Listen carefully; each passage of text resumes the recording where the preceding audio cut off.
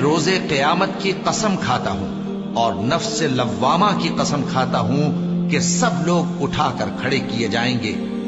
کیا انسان یہ خیال کرتا ہے کہ ہم اس کی بکھری ہوئی ہڈیاں اکٹھی نہیں کریں گے؟ ضرور کریں گے، اور ہم اس بات پر قادر ہیں کہ اس کی پور پور درست کر دیں۔ مگر انسان چاہتا ہے کہ آئندہ بھی خود سری کرتا چلا جائے، پوچھتا ہے کہ قیامت کا دن کب ہوگا۔ سو جب آنکھیں چندھیا جائیں اور چاند گہنا جائے اور سورج اور چاند جمع کر دیے جائیں، اس دن انسان کہے گا کہ کہاں ہے بھاگنے کی جگہ؟ کہیں نہیں، کوئی جائے پناہ نہیں۔ اس روز تمہارے پروردگار ہی کے پاس تمہیں جا ٹھہرنا ہے۔ اس دن انسان کو جو عمل اس نے آگے بھیجے اور جو پیچھے چھوڑے ہوں گے سب بتا دیے جائیں گے۔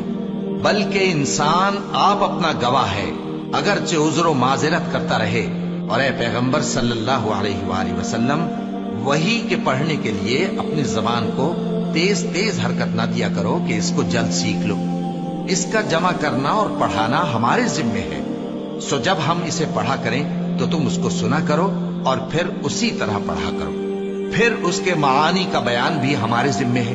مگر لوگو، تم دنیا کو دوست رکھتے ہو اور آخرت کو چھوڑے دیتے ہو۔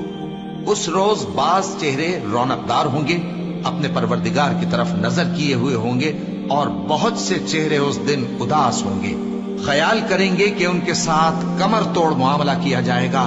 ہاں، جب جان گلے تک پہنچ جائے اور لوگ کہنے لگیں اس وقت کون جھاڑ پھونک کرنے والا ہے، اور اس جاں بلب نے سمجھا کہ اب جدائی کا وقت ہے اور پنڈلی سے پنڈلی لپٹ جائے، اس دن تجھ کو اپنے پروردگار کی طرف کھچے چلے چلنا ہے۔ پھر ایسے مغرور نے نہ تو پیغمبر صلی اللہ علیہ وآلہ وسلم کو سچا جانا اور نہ نماز پڑھی، لیکن جھٹلایا اور منہ پھیر لیا، پھر اپنے گھر والوں کے پاس اکڑتا ہوا چل دیا۔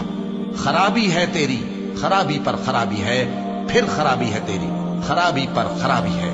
کیا انسان یہ خیال کرتا ہے کہ اسے یوں ہی چھوڑ دیا جائے گا؟ کیا وہ منی کا جو ٹپکائی جاتی ہے ایک قطرہ نہ تھا، پھر لوتھڑا ہوا، پھر اللہ نے اس کو بنایا، سو اس کے اعضاء کو درست کیا، پھر اس کی دو قسمیں بنائیں، مرد اور عورت۔ کیا اس کو اس بات پر قدرت نہیں کہ مردوں کو زندہ کر دے؟